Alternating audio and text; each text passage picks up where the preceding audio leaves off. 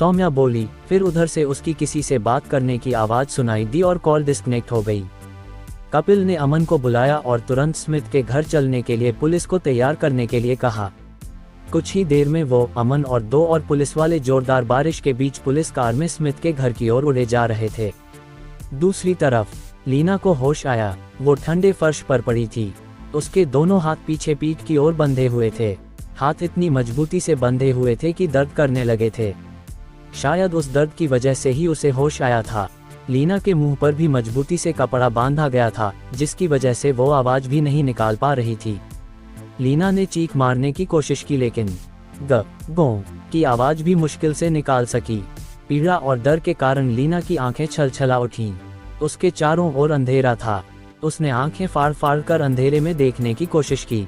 कुछ देर में उसकी आंखें अंधेरे की अभ्यस्त हुई तो उसे कमरे का हुलिया थोड़ा थोड़ा समझ आने लगा। वो एक छोटा सा कमरा था, जिसमें एक पुराना लकड़ी का रैक रखा हुआ था। उस रैक में कुछ डब्बे जैसी कुछ चीजें रखी थीं। कमरे के एक हिस्से में सीढ़ियां थीं, जो ऊपर की ओर जा रही थीं। एक रोशनदान टाइप का था, जिससे बहुत कम न के बराबर रोशनी अंदर आ रही थी। उस रोशनदान में कुछ अजीब सी चीज लगी थी। लीना लाख कोशिश करने पर भी समझ नहीं पाई कि वो क्या थी। फिर अचानक लीना दहशत से भर उठी। उसका अपहरण किया गया था। उसे बांध कर रखा गया था। बेसमेंट के अंधेरे से भरे वातावरण में वो सब कुछ बेहद डरावना लग रहा था। घुटन और दहशत। लीना को लगने लगा कि उसका हाथ फेल हो जाएगा। वो जोर जोर से छटपटाते हुए बंधन से आज़ाद होने की कोशिश करने लगी। मुंह पर कपड़ा बंधे होने के बाद भी चीखने की कोशिश करने लगी, लेकिन बहुत देर तक कोशिश करने के बाद भी न तो बंधन ढीले हुए और न ही मुंह पर बंधे कपड़े पर कोई असर पड़ा। थक हार कर लीना ने शरीर को ढीला छोड़ दिया। उसकी आंखों से आंसू बह बह कर मुंह पर पट्टी की तरह बंधे कपड़े को गीला कर रहे थे। अंधेरे में पता नहीं कितना समय बीत गया। लीना खुद को पूरी तरह बेबस अनुभव कर रही थी। इस दौरान एक चूहा भी 1-2 बार उसके ऊपर से कूद करके गया। लीना ने शरीर को झटका देकर चूहे को अपने जीवित होने का एहसास दिलाया, जिसके बाद चूहे का आना बंद हो गया। लेकिन मन ही मन लीना बुरी तरह डरी हुई थी। इस तरह वो कब तक जिंदा रह पाएगी? तब क्या होगा जब वो भूख प्यास से कमजोर हो जाएगी? अभी ही उसे कमजोरी लगने लगी थी। बंधनों के कारण उसका पूरा शरीर बुरी तरह दुख रहा था। फिर जब उसमें हिलने की शक्ति नहीं बचेगी, तब क्या होगा? तब वो चूहा। लीना सिर से पांव तक भय से कांप उठी। उसे होश में आए 1-2 घंटे हो चुके थे, लेकिन लीना को ऐसा लग रहा था मानो वो कई दिनों से उस हालत में थी। तभी बादलों के गरजने की आवाज सुनाई दी। उसने रोशनदान की ओर देखा। आवाज रोशनदान की ओर से ही आ रही थी। थोड़ी देर में जोरदार बारिश होने की आवाज भी सुनाई देने लगी। कमरे में ठंड बढ़ने लगी। अचानक कुछ ऐसा हुआ जिसने लीना को और भी ज्यादा आतंकित कर दिया। रोशनदान पर जो अजीब सी चीज लगी थी, जिसे लीना समझ नहीं पा रही थी, उससे अचानक पानी की धार कमरे में गिरने लगी थी। वो जरूर कुछ ऐसा सिस्टम था जिससे बाहर बारिश का पानी एकत्र हो रहा था और अंदर कमरे में आकर गिर रहा था। पानी की धार इतनी तेज थी कि कुछ ही देर में वो फर्श पर पानी का जलस्तर बढ़ा हुआ महसूस करने लगी। पानी इतनी तेजी के साथ गिर रहा था कि कमरे में पानी भरने में अधिक देर नहीं लगने वाली थी। वो सिर से पांव तक दहशत से भर उठी। अचानक वो चूहा फिर से उसके पास आ गया। वो कपड़े के ऊपर से ही उसे काटने की कोशिश कर रहा था। लीना बुरी तरह तड़पी। उसे जिंदा समझकर चूहा फिर से भाग गया। पानी धीरे धीरे बढ़ रहा था। एक बार फिर से लीना के बंधनों में कसमसाने और मुंह में बंधे कपड़े के बावजूद चीखने का प्रयास करने का पीड़ादायक सिलसिला शुरू हो गया, लेकिन उसका कोई फायदा नहीं हो रहा था। लीना फूट फूट कर रो रही थी। काश ये एक भयानक सपना हो। उसकी नींद खुले तो वो अपने घर अपनी दीदी सौम्या की बाहों में हो। नहीं, वो सपना नहीं था। तभी बारिश की आवाजों के बीच सीढ़ियों पर कुछ आहट सी सुनाई दी। उस मौत के एहसास के बीच लीना को उम्मीद की हल्की सी किरण नजर आई। सीढ़ी के ऊपर लगा दरवाजा खुला। सफेद चमचमाती दूधिया रोशनी की मोटी बीम ने अंदर प्रवेश किया और उस छोटे से कमरे, जो कि एक तहखाना था, के बड़े हिस्से को रोशन कर दिया। लीना फटी फटी आंखों से सीढ़ियों की ओर देख रही थी। जिस पोजीशन में वो थी और जो कमरे की बनावट थी, उससे सीढ़ियों के ऊपर दरवाजा पूरा नजर नहीं आ रहा था। दरवाजे का एक हिस्सा ही दिखाई दे रहा था। लीना पागलों की तरह आंखें फाड़े सीढ़ियों के ऊपर की ओर देख रही थी। सीढ़ियों पर 2 पैर दिखाई दिए। कोई उतरकर नीचे आ रहा था, लेकिन वो शख्स पूरा नीचे नहीं उतरा। 2-3 सीढ़ियां उतरकर ही रुक गया। लीना को वहां से घुटनों तक उसके पैर दिखाई दे रहे थे। फिर अचानक वो मुड़ा और वापस चला गया। साथ ही दरवाजा जोर की आवाज के साथ बंद हो गया। लीना की आंखें और ज्यादा फैल गई। उसे वहां मरने के लिए छोड़ दिया गया था, जानबूझकर। वो बेसमेंट नहीं था, वो एक डेथ ट्रैप था। वो जिंदा नहीं बचने वाली थी। लीना किसी भी तरह अपने हाथों को आज़ाद करने, मुंह पर बंधा कपड़ा सरकाने की कोशिश करने लगी। बाहर बारिश और तेज हो गई थी।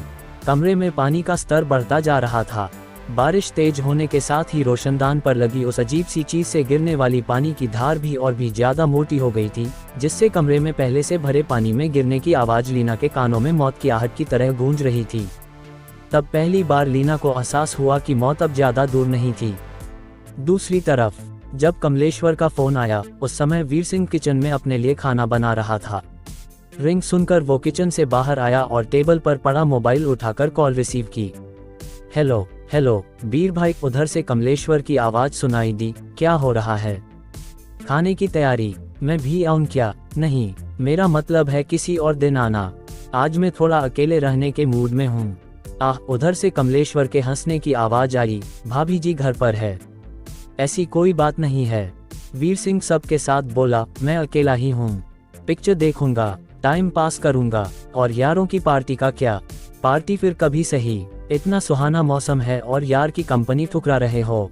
क्या सुहाना मौसम है? इतने भयानक बादल हैं, टीवी पर बार बार तूफान आने की चेतावनी दी जा रही है। तट से ज्यादा दूर तो है नहीं वैशाली। शुभ शुभ बोलो भाई जी, तूफान ज्यादा खतरनाक नहीं होगा, बस तेज बारिश और थोड़ी बहुत हवाएं चलेंगी बस। काश ऐसा ही हो। अच्छा रखता हूँ, मजे करो आप। कॉल डिस्कनेक्ट हो गई। बाहर सचमुच जोरदार बारिश शुरू हो चुकी थी। वीर सिंह फोन टेबल पर रखकर वापस किचन की ओर बढ़ गया। तभी कॉल बेल बजने की आवाज सुनाई दी। वीर सिंह का मन वितृष्णा से भर उठा। अब इतनी बारिश में कौन मरने आ गया? उसने दरवाजा खोलने जाने में कोई जल्दबाजी नहीं दिखाई। पहले गैस पर चढ़े चिकन को चेक किया, फिर आराम से दरवाजे तक पहुंचा। तब तक 3 बार कॉल बेल बज चुकी थी। उसने बिना की चैन लगाए झटके से दरवाजा खोल दिया। बाहर उसकी पड़ोसन मेनका खड़ी थी। वो एक 30 से 32 साल की महिला थी जो अपनी उम्र से कम ही दिखती थी और उससे भी कम उम्र दिखने के लिए हफ्ते में कई बार ब्यूटी पार्लर के चक्कर लगाती थी। उसका पति काम के सिलसिले में घर से बाहर ही रहता था। उसके 2 छोटे बच्चे भी थे, लेकिन बच्चों की वो ज्यादा परवाह नहीं करती थी। वो जिंदगी को पूरी तरह जीने में यकीन रखती थी और इन दिनों वो वीर सिंह के साथ जिंदगी जीने की फिराक में थी। अक्सर वो कभी चाय पत्ती लेने तो कभी आज का पेपर देखने जैसे बहानों से वीर सिंह के घर के चक्कर लगाती ही रहती थी। वीर सिंह भी उसके मंसूबों को अच्छी तरह समझता था। उससे पीछा छुड़ाने के लिए उसने कोशिश भी की थी, लेकिन बंदी शराफत से किया गया इशारा मानने को तैयार ही नहीं थी। अभी ही रात के इस समय बारिश में भीगते हुए वो वीर सिंह के दरवाजे पर आ पहुंची थी। क्या है? वीर सिंह ने सवाल किया। उसने एक कातिल मुस्कुराहट वीर सिंह पर डाली। वीर सिंह ने एक गहरी सांस ली और सवाल दोहराया। वो मेरे घर पर लाइट चली गई थी, वो मुस्कुराती हुई बोली। आपके पास कैंडल तो होगी ना? वीर सिंह ने एक कदम घर से बाहर निकालकर थोड़ी दूर स्थित उसके घर पर नजर डाली। पूरा घर रोशनी से जगमगा रहा था। लगता है लाइट आ गई। वीर सिंह को वेरिफिकेशन करते देखकर वो हड़बड़ा कर बोली, लेकिन बार बार जा रही है। लगता है कोई खराबी आ गई है। आप वो कैंडल दे दो ना, फिर इस तरह परेशानी नहीं होगी।